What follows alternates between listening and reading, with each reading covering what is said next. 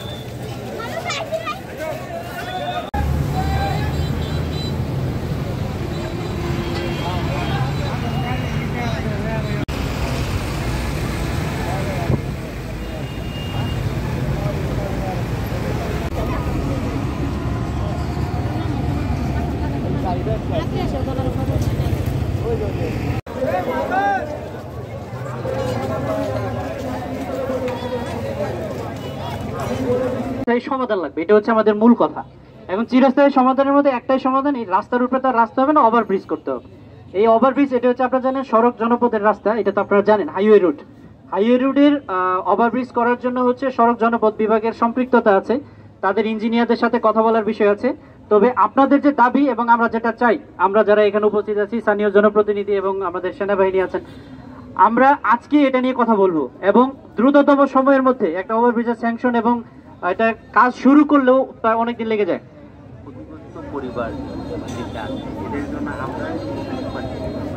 আচ্ছা ওইটা বলতে ওভারব্রিজটাকে জরুরি, হ্যাঁ বিভাগে কথা বলবো। আপনাদের এখানে যে দুইটা গুরুত্বপূর্ণ ফ্যাক্টরি, একটা স্টার্লিং আর একটা হচ্ছে অ্যাপেক্স ফুডওয়্যার, এই দুইটার মাঝখানে এমন ভাবে, আচ্ছা আর এখন এমন ভাবে আমরা সেট করব মানে লোকেশনটা, যাতে আপনাদের যদি 2 কদম এদিক সেদিক হেঁটে পার হতে হয় সেটা হয়তো আপনাদের হয়তো একটু মেনে নিতে হবে, কারণ 3টার জায়গায় তো 3টা দেওয়া যাবে না, আর ডিস্টেন্সের একটা মেজারমেন্ট আছে তাদের। তো সেই ক্ষেত্রে সাহেবের কাছ থেকে মেসেজ পেয়ে যাবেন, এমনও হতে পারে কালকে এসে তারা স্পট দেখে যাবে। আপনারা কি বুঝতে পারছেন বিষয়টা? জি প্লিজ, এটা বলতেছি, এটা হচ্ছে নাম্বার 1 আপনারা যেটা বলেন। আর সেকেন্ড হচ্ছে যে যেই ফ্যামিলি দুইটার অপূরণীয় ক্ষতিটা হয়েছে, সাথে আরেকজন আছে, আচ্ছা ওই ক্ষতিগ্রস্ত উনি কোথায় এখন, যিনি আহত? হসপিটালে। আচ্ছা যারা ক্ষতি মানে অপূরণীয় একটা ক্ষতির সম্মুখীন হয়েছে, আমি চাইলেই আপনি চাইলেই তাকে জীবন ফেরত দেওয়ার এখন কোনো সুযোগ নাই।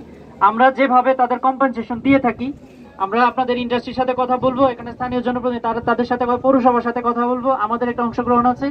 সব মিলে এই 3টা ফ্যামিলিকে, যিনি আহত হয়েছেন এবং যে 2জন আজকে প্রাণ ঝরে গেছে, আমরা এই 3 জনের জন্য একটা কম্পেনসেশনের ব্যবস্থা করতেছি। আপনাদের ওখান থেকে 3 জনের ফ্যামিলির পক্ষ থেকে 3 জন ফোকাল পয়েন্ট একটু আমাদের সাথে কানেক্টেড থাকেন, যাতে আমরা আজ অথবা আগামীকালের মধ্যে আপনাদের একটা কম্পেনসেশন করে দিতে পারি। বুঝতে পারছেন বিষয়টা? কিন্তু এটা যদি সবাই একসাথে করেন তাহলে কিন্তু আবার সমস্যা, এই জন্য 3 জনের জন্য 3 জন ফোকাল পয়েন্ট আসবেন। আর হচ্ছে ওভারব্রিজের যে বিষয়টা, আমি দরকার হলে এখনই কথা বলবো, তারা স্পট ভিজিট করে যাবে এবং দ্রুত সময়ের মধ্যে এখানে একটা ওভারব্রিজ হবে, এটা ইনশাআল্লাহ নিশ্চিত থাকেন। বলেছি স্যারদের দৃষ্টি আকর্ষণ করবে এবং আপনাদের ডিমান্ড যে এতগুলো শ্রমিক এখানে আপনারা পারাপার করেন, একটা ওভারব্রিজের প্রয়োজনীয়তা আছে।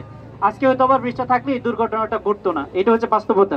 তো আপনারা একটু আশ্বস্ত হন, কাউন্সিলর সাহেবের পরবর্তী কথাগুলো শুনেন, আমরা স্যারের সাথে কথা বলে এখনই ব্যবস্থা নিচ্ছি, ঠিক আছে? জি ধন্যবাদ।